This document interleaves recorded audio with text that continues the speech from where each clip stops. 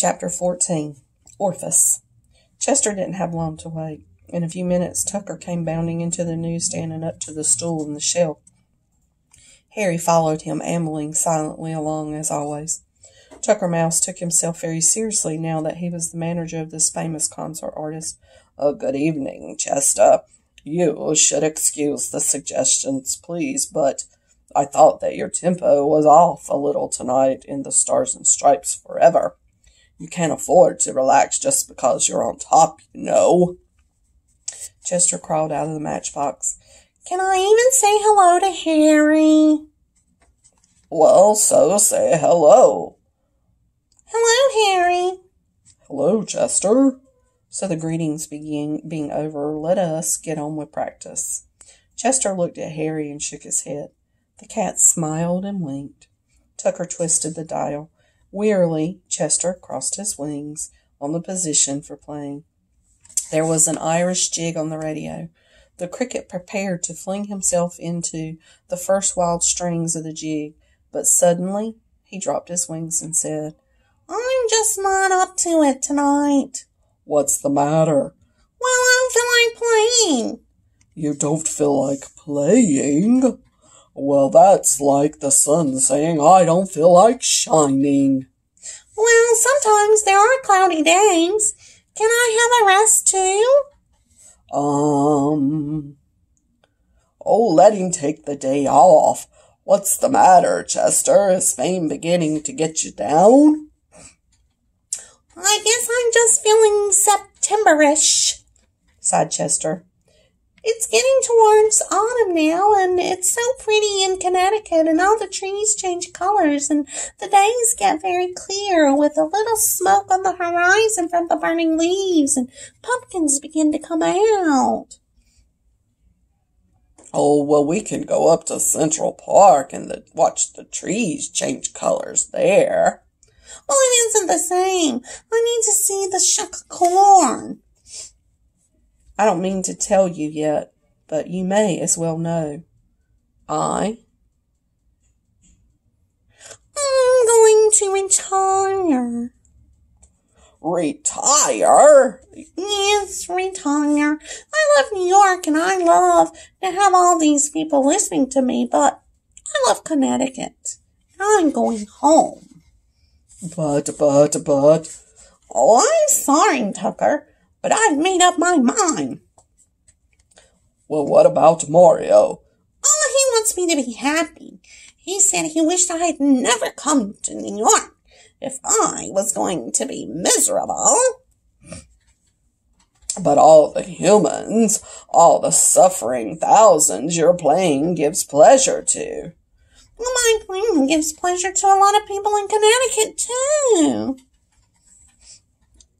Oh, woodchucks, and pheasants, and ducks, and rabbits, and everybody else who lives in the meadow or the brook. I had a bullfrog tell me once that he enjoyed my music more than anything else except for the sound of the rain on the pond where he lived. At another time, a fox was chasing a rabbit around my stump, and they both stopped to listen to me while I was playing. Well, what happened? Well, the rabbit fell into his hole. And I began the fox's favorite song, just as he was about to chase him again, and he stayed to listen. Now, I couldn't do that for any human being here in the subway station. Well, I wouldn't be so sure. Yes, Harry, what's your opinion? Harry Cat sat perfectly still for a moment.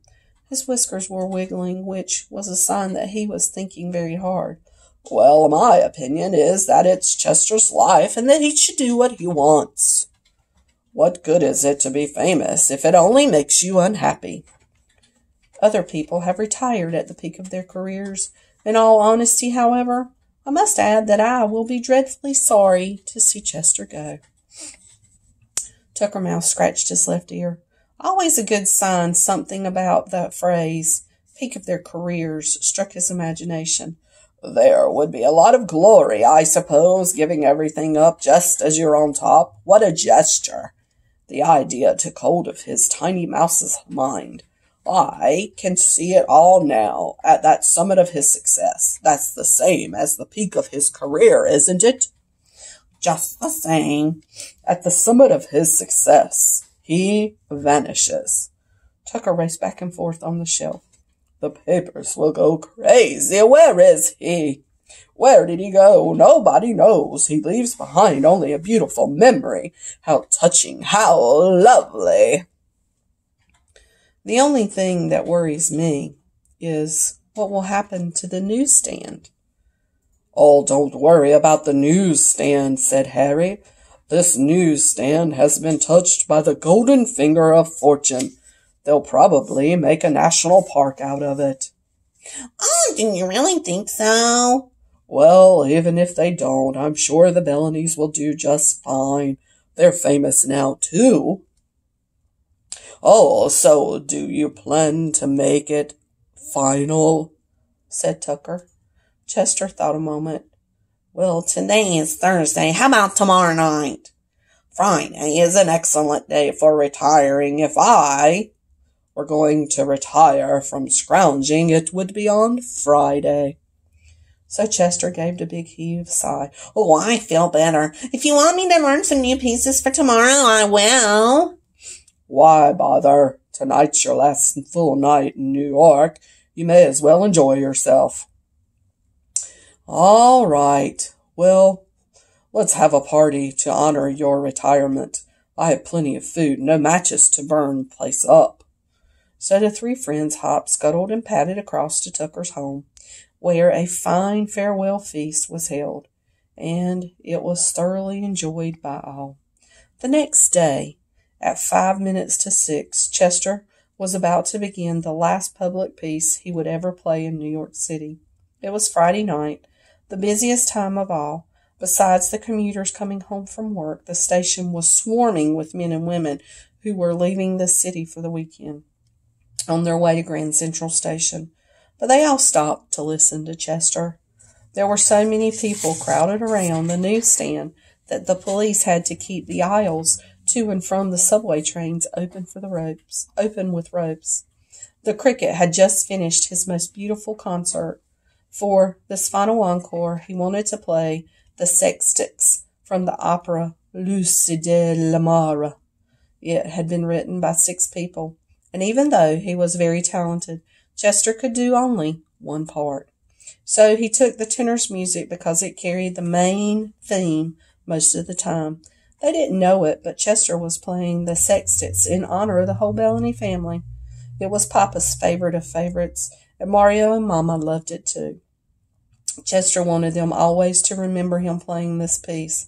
As he struck up the first notes, a sigh of pleasure came upon Papa Bellany, and he settled back on the stool with his eyes closed. Mama leaned against the side of the newsstand, resting her head on one hand. At the sound of the familiar strains, without her meaning to, a smile appeared upon her face. Mario was bending over the cricket cage, fascinated by the way Chester moved his wings when he played. And he was awfully proud that it was his pet that everyone was listening to. Over in the drain pipe opening, Tucker and Harry were sitting side by side. The animals were the only ones who knew that this was his farewell performance, and that it made them feel solemn and a little bit sad. But the music was so sweet they couldn't help but to be happy too. It's the sextettes of the Luce le Murmure, Tucker Mouse said, who had become quite an expert on all things musical during the past week. Too bad there aren't 5 other crickets like Chester. They could do the whole thing. Then they, too, were silent, and for as long as the music lasted, no one moved a hair or a whisker. Chester's playing filled the station like ripples around a stone dropped into still water. The circles of silence spread out from the newsstand, and as the people listened, a change came over their faces. Eyes that looked worried grew soft and peaceful. Tongues left off chattering, and ears full of the city's rustling were rested by the cricket's melody. The men at the other newsstand heard Chester and stopped shouting for people to buy their newspapers and magazines. Mickey, the counterman, heard him and left off making a Coca-Cola. 3 girls came to the door of the Lofts candy store. Passengers coming up from the lower level paused before asking the policeman for directions. No one dared to break the hush that had taken hold of the station. Above the cricket cage, through a grate in the sidewalk, the chirping rose up to the street. A man who was walking down Broadway stopped and listened, and then someone else did. And in a minute, a knot of people were staring at the grate. "What is it? An accident? What's happening?" Whispers passed back and forth into the crowd. But as soon as there was a moment of silence, everyone could hear the music. People overflowed the sidewalk into the street. A policeman had to stop traffic so that nobody would get hurt.